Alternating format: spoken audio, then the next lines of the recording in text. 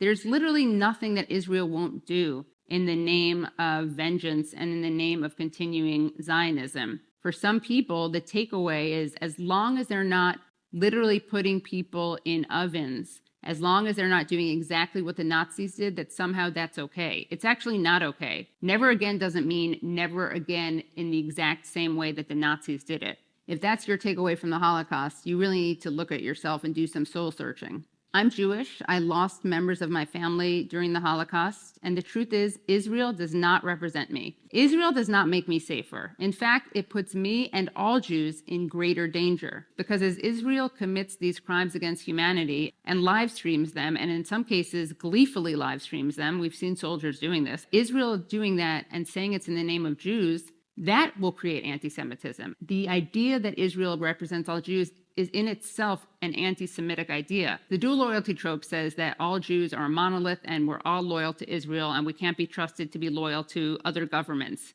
regardless of where we live. That is really what Israel is leaning into. And you have anti-Semites and then the government of Israel, AIPAC and the ADL, all making the same argument, which I think really shows you the dangers and the inherent anti-Semitism of Zionism. People like to claim that anti-Zionism is anti-Semitic. Well, it's actually not, given that you literally have more Christian Zionists in the world than you have Jewish Zionists. This particular Christian form of Zionism wants Jews to go back to Israel so we can provoke the end times, Armageddon.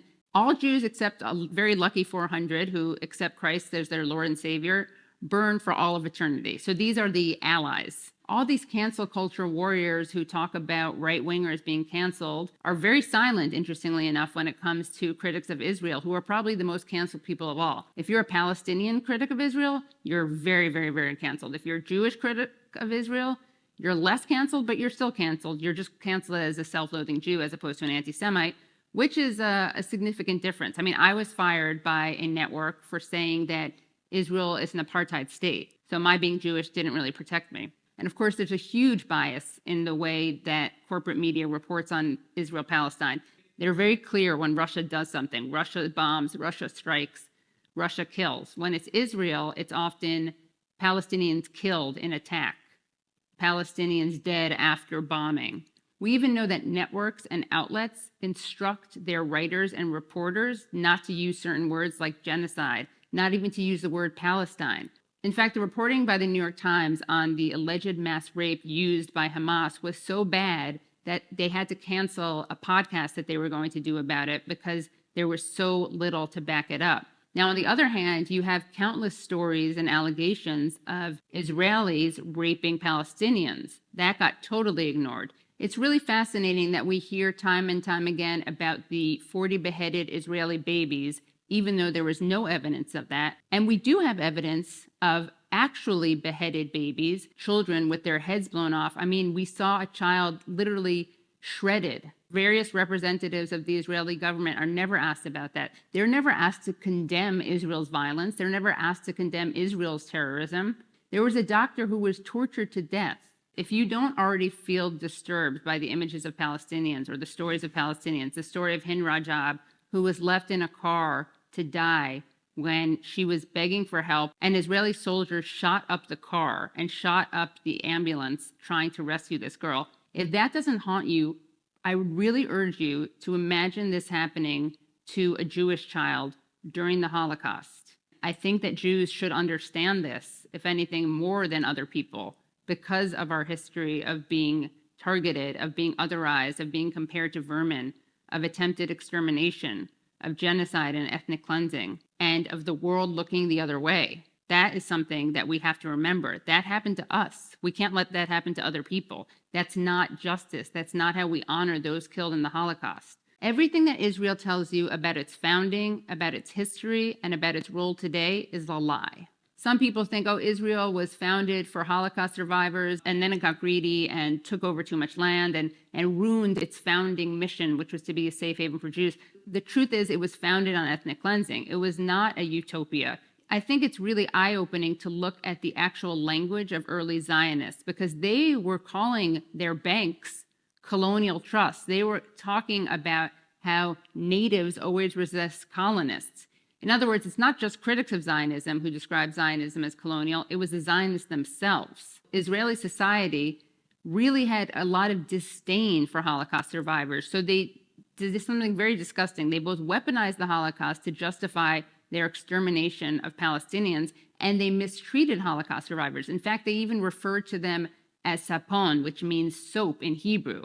And that was because there was a myth that Nazis turned Jewish bodies into soap. It's not true, but that was a myth. And the important thing is that people thought that was true, and they thought it would be appropriate to call survivors by that name. Israel wanted to create a new Jew that was armed, that was working the land. They were ashamed of the Jews who were killed. They thought that they went to their slaughter like sheep. They were ashamed of Jews who were religious, Jews who were scholars, Jews who were also cosmopolitan. They really did, ironically, internalize a lot of anti-Semitism. There were Zionist bombings in the Middle East that were used to scare people into emigrating out of Iraq, out of Morocco, and into Israel. That's how little they cared about Jewish people. They bombed synagogues in order to get people to leave the Middle East and go to Israel, where they would be mistreated, which is what happened to Mizrahi Jews. Some were basically put into camps. They rejected Yiddish, which was spoken by Eastern European and diasporic Jews, and they also rejected Arabic, which was spoken by Mizrahi Jews of the Middle East. Yiddish is an amazing language, and it's dying out, and the reason it's dying out is because Israel chose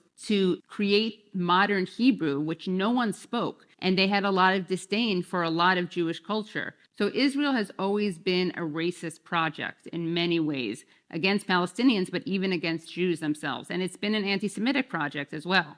Not only is Judaism obviously much older than Zionism, but there was Christian Zionism from the very beginning, and that was fueled by anti-Semitism and the desire to get Jews out of Europe. Lord Balfour of the Balfour Declaration was a major anti-Semite. Zionism actually requires anti-Semitism to justify its existence. So for Zionists, they don't want to defeat anti-Semitism. They want to use it to strengthen the state of Israel. It's also true to remember that this is not a conflict about religion or culture. Jews and Christians and Muslims lived in peace, in harmony in many areas of the Middle East for centuries.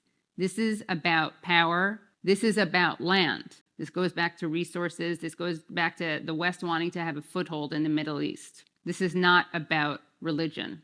Jewish anti-Zionism has existed since Zionism. A lot of Jews opposed Zionism because they, I would say rightly, predicted it would create anti-Semitism. There's a very rich radical history of Jewish internationalism. During the Spanish Civil War, which many people see as the dry run for World War II, among all the international brigades, so all the volunteers who left their countries to fight in a war against fascism, the most common language spoken was Yiddish, which speaks to this tradition. If we look at so many struggles like the civil rights movement in the United States, there were lots of Jews involved in that. Jewish people were overrepresented in that movement. If you look at South Africa, some of the most active anti-apartheid activists were Jewish. That's the tradition that I'm proud to be part of, not a tradition which weaponizes trauma, tragedy, and the Holocaust to kill more people. Israel is unsustainable. There's no coming back from this. Something new needs to be created. Jews can live side by side with Muslims and Christians in Palestine, just as they have for centuries. If coexistence is so impossible, and if anti-Semitism is so impossible to fight against, how is it that Jews live in Germany today? Germany was where anti-Semitism turned into the Holocaust, and yet somehow Jews are able to live in Germany in safety, but we're supposed to believe that they can't live in Palestine in safety? Palestine is not the country that created Adolf Hitler. Palestine is not the country that created the Holocaust. The biggest threat to Jewish safety is not a free Palestine, it's Zionism.